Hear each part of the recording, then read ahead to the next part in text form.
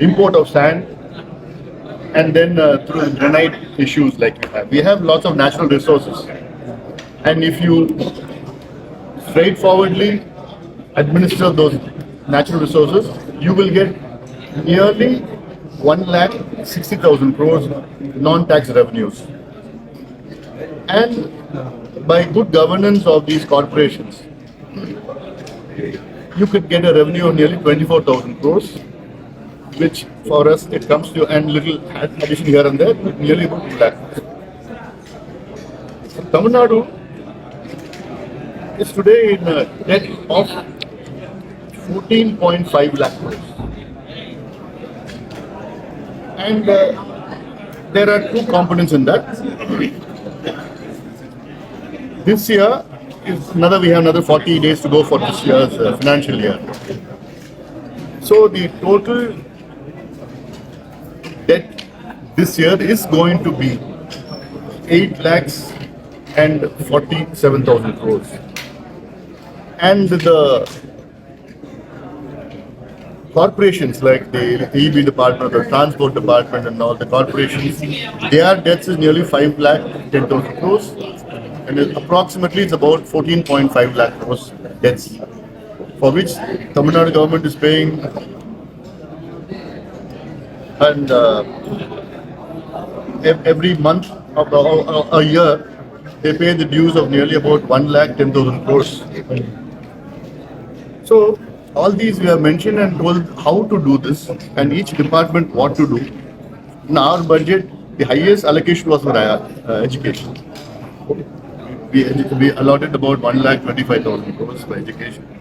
For agriculture is about 80,000 crores. For health is 48,000 crores. That is about 1.5% of the GSDP.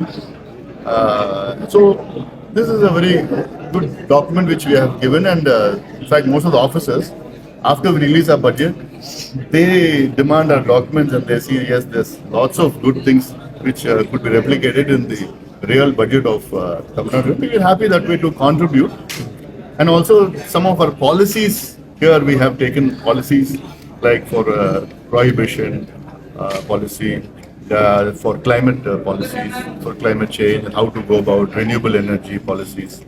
And then the old pension for the government officials, like all these as the policies we have taken, and so it is a healthy way of democracy, whereby 22 years we have been releasing our draft shadow budget, but I am confident after 2 years we'll be doing the real budget in Tamil Nadu's assembly.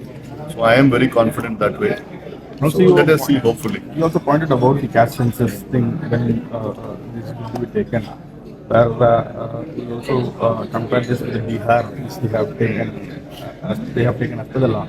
Please elaborate. Yes, see, Tamil Nadu government in the governor's address recently has said that Tamil Nadu is not in a position to take caste census, and they've asked the central government to take a caste census. Our request is not a caste census. We want a caste survey. So there is a difference between a caste census and a survey. Bihar government did a caste survey under the Indian Statistical Act 2008. Even a local body, a panchayat president, has the power to do a caste survey. Not even a caste survey, any survey. Economic survey, environmental survey, caste survey under the Indian Statistical Act. So Bihar government has done the same under the Indian Statistical Act 2008. They have done a caste survey. They have elicited 19 components like housing or bathrooms or government work jobs, all these things, right?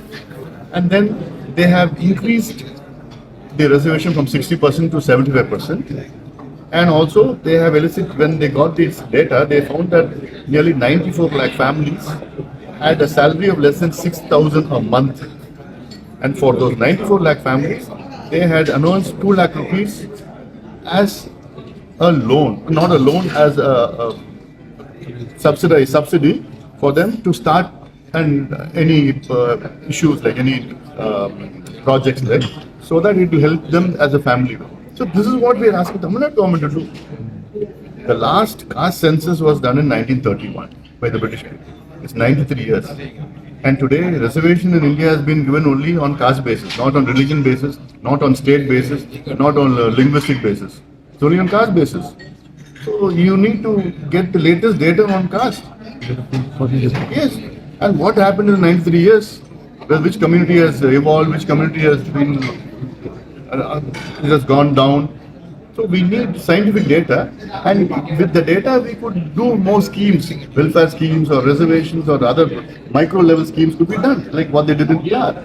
That is what we are asking, and it's unfortunate that the Chief Minister is shying away from the responsibility, saying that the central government has to do. If Kalaignar was the Chief Minister today, he would have done it. And I don't know why Chief Minister is scared of taking a caste survey. And they talk about social justice on the platforms. But they don't implement social justice here in Tamil Nadu. And this is the base for social justice. It's very unfortunate that the DMK has taken a stand like this. And Bihar has done it. Now Andhra is doing it. Karnataka has already done it. Orissa is doing it. Telangana is also going to announce shortly.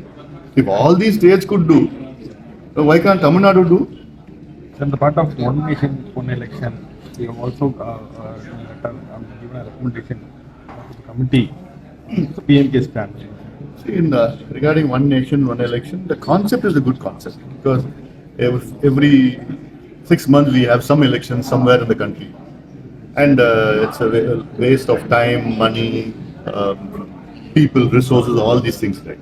We had 4 elections in India, independent India, where we had the state and central government election. Till 67 we had it at one point of time. Then after that, Indira Gandhi dismissed a lot of some states and then it went haywire after that. The concept is good, but there are some apprehensions.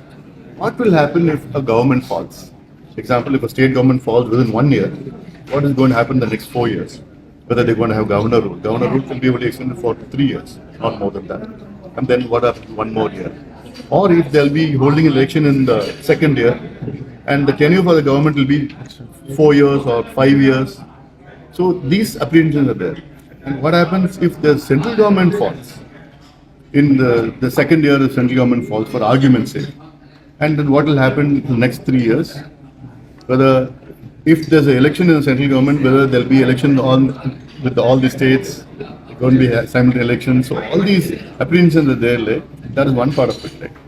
And our suggestions, we have given 2 suggestions. Like have a proportional representation, where like there are 82 countries in the world which has a proportional representation, concepted elections. Like people don't vote for the candidate, they vote for the party. And whichever party has got so many percentage, they get so much percentage of seats, MLAs and MPs in the assembly as well as in the parliament. And that is a very healthy system, where you don't see frequent fall of any government. You don't see any horse trading. You don't see any by-election as well. So the party has a responsibility to change a candidate or elect a representative if he dies or something like that. All these things. And that module is required for a country. That will help every party getting representation. Example, PMK got 6% votes. In 2016, PM got 6% votes. Tamil Nadu votes. We didn't get even one MLA.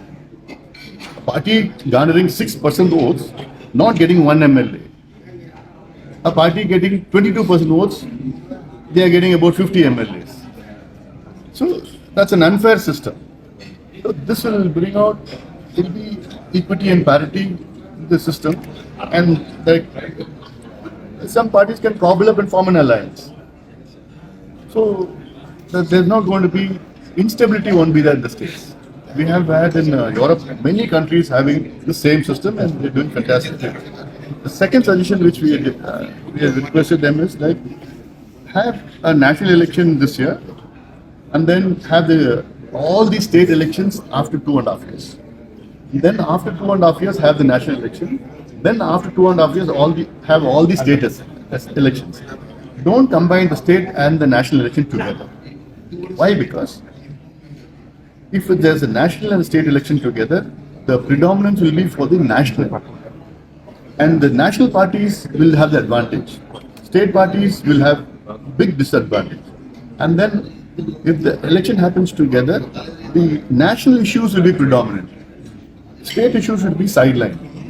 So you have a national election separately, then you have a state election for all the assemblies together.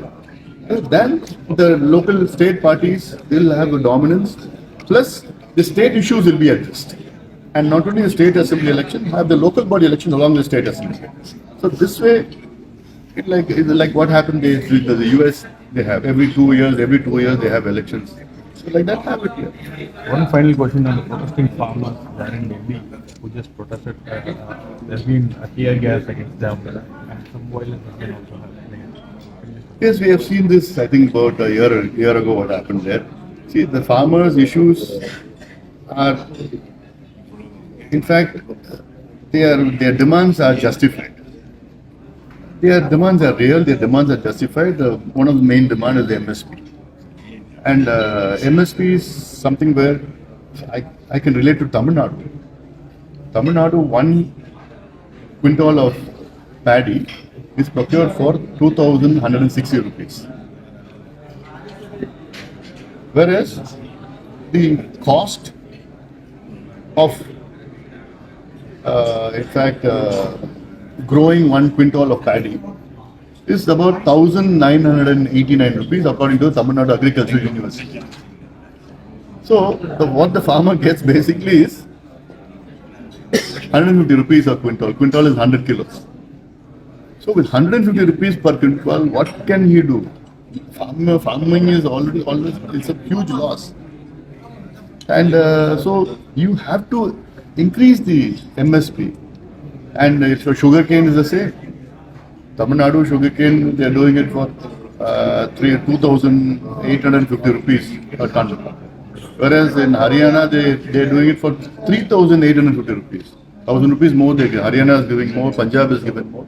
Tamil Nadu, the problem is they are not bothered about farmers' issues there. So at the national level also, farmers' justified demands should be met. There should be talks should be held with them, and there shouldn't be any tear gassing or any violence against farmers. And farmers also should not create any issues. There should be amicably it should be settled. Thank you. Thank you.